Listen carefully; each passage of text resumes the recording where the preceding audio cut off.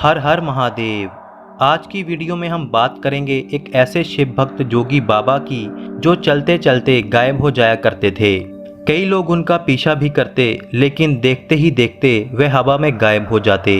वह शिव जोगी बाबा पानी को भी घी में बदल देते और तो और वह मुर्दों में भी जान डाल देते। आप यह सुनकर विश्वास नहीं करोगे, लेकिन उनके शरीर पर बंदूक की गोलियां भी बेअसर हो जाती थी और खून की एक बूंद तक नहीं निकलती।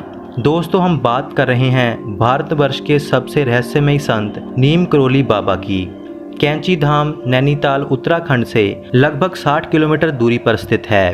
कहते हैं कि 1961 में बाबा पहली बार यहीं पर आए थे और 1964 में उन्होंने यहाँ पर एक आश्रम का निर्माण भी करवाया, जिसे आज कैंची धाम कहते हैं। बाबा सिर्फ भारत में ही नहीं बल्कि विदेशों में भी अपने चमत्कारों के कारण जाने जाते हैं।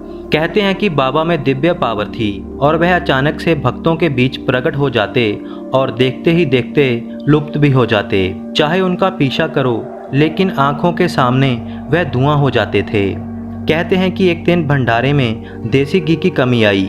बाबा ने कहा कि नीचे बहती नदी से पानी ले आओ। जब पानी को घी की जगह पर इस्तेमाल किया तो गर्म होते ही वह देसी घी में बदल गया। ढोंग करने और अपनी प्रशंसा करने से ज़्यादा गरीबों ज़रूरतमंदों की मदद के लिए बिना कहे ही तत्पर तैयार रहते थे। उसी की उदाहरण थी जब बाबा के पास के गांव में ही जल संकट आ गया, लेकिन किसी ने भी बाबा से इसकी फरियाद नहीं की। लेकिन बाबा अपने आप ही उस गांव में गए और वहां पर एक कुआं खुदवाने को कहा। गांव के लोगों ने कहा कि नीचे का पानी तो पहले से ही खारा है, कुआं खुदवाने का क्या फ़ायदा। लेकिन बाबा को मानने वालों ने वहां पर कुआं खुदवाया तो पानी खारा ही निकला। बाबा ने थोड़ी सी चीनी कुएं में डाली तो वह पानी मीठा हो गया और आज भी उस कुएं का पानी मीठा है, जबकि आसपास के सभी कुएं सूख चुके हैं या फिर उनका पानी पीने के लायक नहीं है। और अब बात करते हैं उसी घटना की जब बाबा पर हज़ारों गोलियां चली, लेकिन उनके शरीर से एक बूंद खून तक नहीं निकला। 1943 की बात है, जब बाबा अपने किसी यात्रा पर थे। वहीं पास में उनका एक भक्त दंपति जोड़ा रहता था।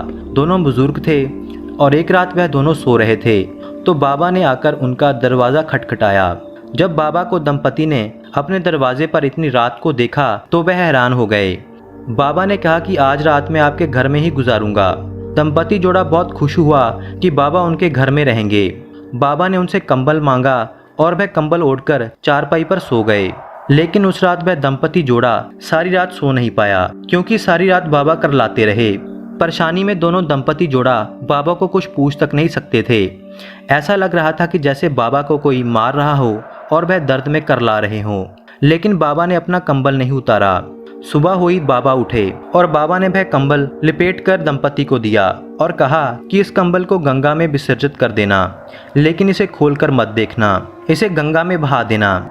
जाते वक्त बाबा ने यह भी कहा कि घबराओ मत, तुम्हारा लड़का जल्दी ही आ जाएगा। अपने लड़के की बात बाबा के मुंह से सुनकर दंपति जोड़ा बहुत हैरान हो गया कि बाबा ने ऐसा क्यों कहा होगा। उसके बाद दंपति जोड़े ने वही किया जो बाबा ने कहा था। लेकिन जब वह कंबल को गंगा में विसर्जित करने जा रहे थे तो उन्हें लगा कि कंबल में लोहे की बहुत सारी चीज़ें हैं। लेकिन ऐसे कैसे हो सकता था, क्योंकि खाली कंबल तो उन्होंने बाबा को रात को दिया था। सो बाबा के कहने के अनुसार उन्होंने कंबल को विसर्जित कर दिया। उसके 1 महीने के बाद उस बुजुर्ग दंपति का बेटा, जो कि ब्रिटिश आर्मी में था और भारत के बाहर युद्ध में गया हुआ था, वह वापिस आया। उनके बेटे ने आकर कहा कि आज से 1 महीने पहले दुश्मन का हमला सोते वक्त हमारी रेजिमेंट पर हुआ और वहां पर बहुत गोलियां चली। मेरे सभी साथी मारे गए, लेकिन हैरानी की बात तो यह थी कि मुझे एक गोली तक नहीं लगी। यह संभव नहीं था, क्योंकि इतनी गोलियों के बीच कोई भी बच नहीं पाता। मैं कैसे बचा, इस बात से मैं भी आज तक हैरान हूँ। और अगले दिन जब सुबह हुई तो ब्रिटिश आर्मी ने सही सलामत मुझे वहाँ से निकाल लिया। यह सुनकर दंपति को पता चल गया कि वह वही रात थी जब बाबा अचानक से हमारे घर आए थे। उसी रात ही हमारे बेटे पर हमला हुआ था और उनके बेटे पर चलने वाली सारी गोलियां बाबा ने अपने शरीर पर ले ली और बाबा ने वह रात दर्द में निकाल दी। उस कंबल में कुछ और नहीं, उनके बेटे पर चलने वाली वह सैकड़ों गोलियां ही थी। सो इस तरह से बाबा ने बिना कहे, बिना किसी ढोंग के ज़रूरतमंद की मदद की।